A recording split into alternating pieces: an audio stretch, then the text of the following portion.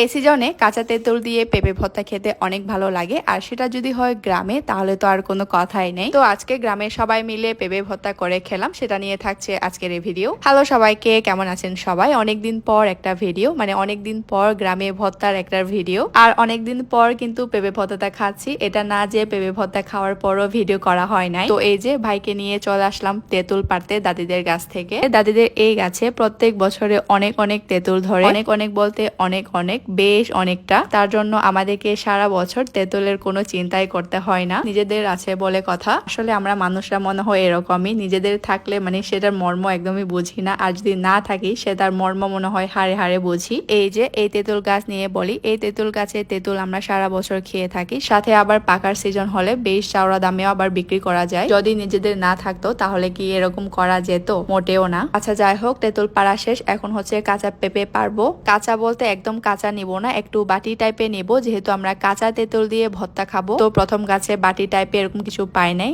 এই গাছে পেলাম। সাথে কিন্তু এই গাছে পাকা পেঁপেও একটা পেয়ে গিয়েছি। পাকা পেঁপে আমার এখন লাগতো না, মানে আমার কিন্তু এখন কাঁচা বা বাটি পেঁপে লাগতো, তো আমি কাঁচাও একটা পেঁপে পেরে নিয়েছি। এই যে আমার সবকিছু পাড়া শেষ, এসেছিলাম কাঁচা তেঁতুল পাড়তে, এখন পাকা পেঁপে কাঁচা পেঁপে সবকিছু পেরে নিয়ে চলে যাচ্ছি। গ্রামে আসলে এমনটা করি, দাদিদের গাছ থেকে পেলে তো আরো বেশি করি। এই যে দেখেন না, নিতে গিয়েছিলাম কাঁচা তেঁতুল, নিয়ে আসছি সবকিছু, অথচ নিজেদের গাছেও পেঁপে ছিল। তারপরও কেন জানি দাদিদের গাছ থেকে সবকিছু ভালো লাগে। তো আমার মা বলতেছিল পেঁপে যে পারলা দাদিকে বলে আসছো কিনা, তবে আজকে আমি দাদিকে বলতেই পারি নাই, দাদি হচ্ছে বাড়িতে ছিল না। একটু পরে ভর্তা খেয়ে গিয়ে বলে আসতে হবে। আচ্ছা যাই হোক, ভর্তা খেয়ে দাদিকে বলে আসবো নে। এখন হচ্ছে কি পেঁপে ছিলা হচ্ছে। আবার এই পেঁপেটাকে দেখে কেউ মনে করিয়েন না যে এটা পাকা পেঁপে, এটা পাকা না, বাটিটা পাকা দেখতে হলেও কিন্তু ভিতরে শক্ত ছিল, মানে ভর্তা খাওয়ার জন্য একদম পারফেক্ট ছিল। আমি কাঁচা তেঁতুলের সাথে ভর্তা খাওয়ার জন্য যেরকমটা খুঁজতেছিলাম সেম ওরকম পেয়েছি। তবে হ্যাঁ, আজকে কিন্তু আমার মায়ের হাতে ভর্তা খাবো, মানে আমার মা নিজেই কিন্তু ভর্তাটা বানিয়ে দিচ্ছে আমাকে। আমরা যখন পেঁপে পেরে নিয়ে আসতেছিলাম তখন আমার মা দেখে বলতেছিল নিয়ে আসো।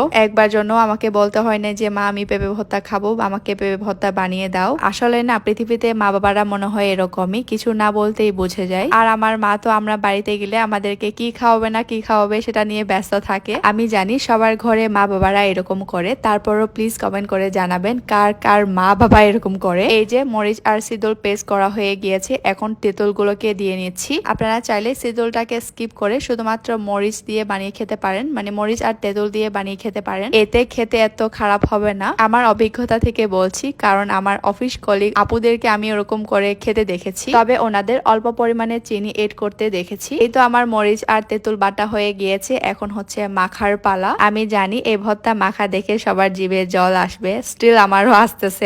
এখন বাজে রাত 1টা, আমি এডিট করতেছি, আমার খাইতে মন চাচ্ছে। কি করা যায় বলেন তো? আচ্ছা ব্যাপার না, কালকে সকালেই হচ্ছে বানিয়ে খেয়ে ফেলবো, কি বলেন?